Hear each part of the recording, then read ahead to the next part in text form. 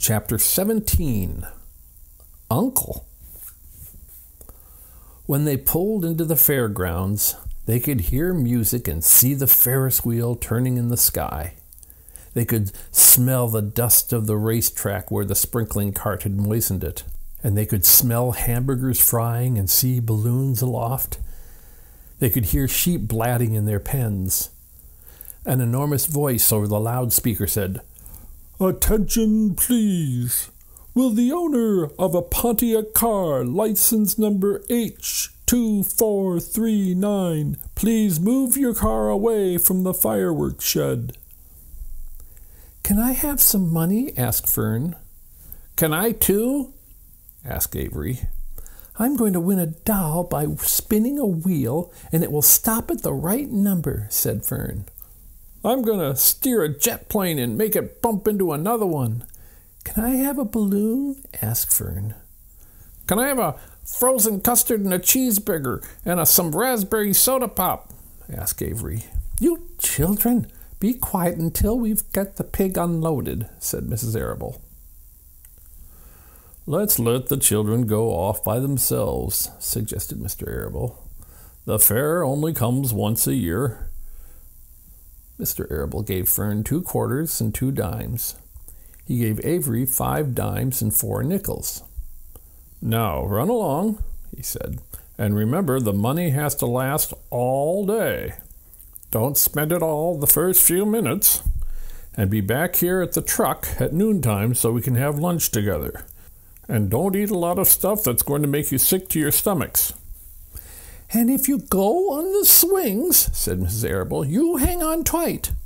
You hang on very tight, hear me?" "And don't get lost," said Mrs. Zuckerman. "And don't get dirty." "Don't get overheated," said their mother. "Watch out for pickpockets," cautioned their father. "And don't cross the racetrack when the horses are coming," cried Mrs. Zuckerman. The children grabbed each other by the hand and danced off in the direction of the merry-go-round, toward the wonderful music and the wonderful adventure and the wonderful excitement, into the wonderful Midway, where there would be no parents to guard them and guide them, and where they could be happy and free and do as they pleased. Mrs. Arable stood quietly and watched them go. Then she sighed. Then she blew her nose. "Do you really think it's all right?" she asked. "Well, they've got to grow up sometime," said Mr. Arable. "And a fair is a good place to start, I guess." While Wilber was being unloaded and taken out of his crate and into his new pig pen, crowds gathered to watch. They stared at the sign, "Zuckerman's Famous Pig." Wilber stared back and tried to look extra good. He was pleased with his new home. The pen was grassy, and it was shaded from the sun by the shed roof. Charlotte, watching her chance, scrambled out of the crate and climbed a post to the underside of the roof. Nobody noticed her. Templeton, not wishing to come out in broad daylight, stayed quietly under the straw at the bottom of the crate. Mr. Zuckerman poured some skim milk into Wilbur's trough, pitched clean straw into his pen, and then he and Mrs. Zuckerman and the Arables walked away toward the cattle barn to look at purebred cows and to see the sights. Mr. Zuckerman particularly wanted to look at tractors. Mrs. Zuckerman wanted to see a deep freeze. Lurvy wandered off by himself, hoping to meet friends and have some fun on the Midway. As soon as the people were gone, Charlotte spoke to Wilber. "It's a good thing you can't see what I see," she said. "What do you see?" asked Wilber. "There's a pig in the next pen, and he's enormous. I'm afraid he's much bigger than you are." "Maybe he's older than I am and has had more time to grow," suggested Wilber. Tears began to come to his eyes. "I'll drop down and have a closer look," Charlotte said. Then she crawled along a beam till she was directly over the next pen. She let herself down on a drag line until she hung in the air just in front of the big pig's snout. "May I have your name?" she asked politely. The pig stared at her. "No name," he said in a big, hearty voice. "Just call me Uncle." "Very well, Uncle," replied Charlotte. "What is the date of your birth? Are you a spring pig?"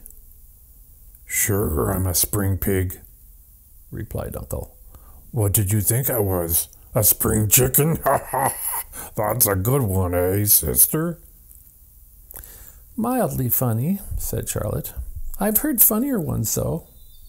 Glad to have met you, and now I must be going."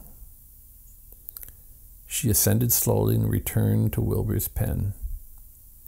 "He claims he's a spring pig," reported Charlotte, "and perhaps he is.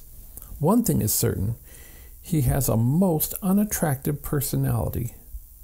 He is too familiar, too noisy, and he cracks weak jokes. Also, he's not anywhere near as clean as you are, nor as pleasant. I took quite a dislike to him in our brief interview. He's going to be a hard pig to beat, though, Wilber, on account of his size and weight. But with me helping you, it can be done." "When are you going to spin a web?" asked Wilber. "This afternoon, late, if I'm not too tired," said Charlotte. "The least thing tires me these days. I don't seem to have the energy I once had. My age, I guess." Wilber looked at his friend. She looked rather swollen and seemed listless. "I'm awfully sorry to hear that you're feeling poorly, Charlotte," he said. "Perhaps if you spin a web and catch a couple of flies, you'll feel better." "Perhaps," she said wearily.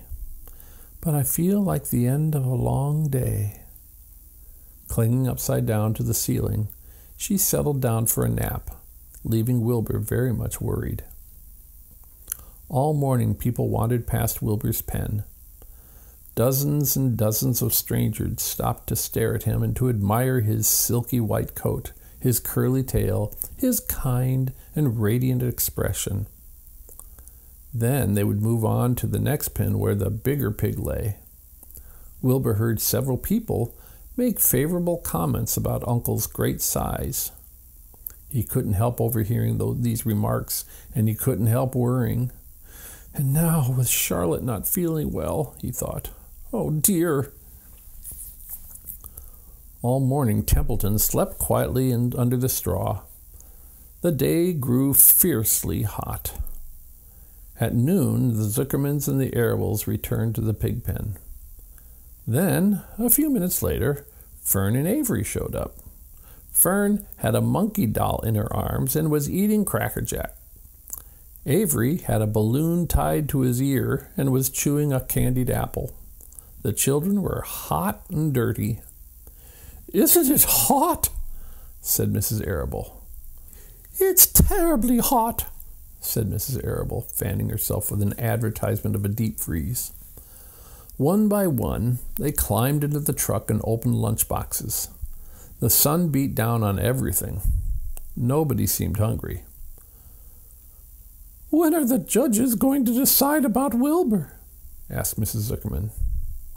"Not till tomorrow," said Mr. Zuckerman. Lurvy appeared, carrying an Indian blanket that he had won. "That's just what we need," said Avery, "a blanket." "Of course it is," replied Lurvy. And he spread the blanket across the sideboards of the truck so that it was like a little tent. The children sat in the shade under the blanket and felt better.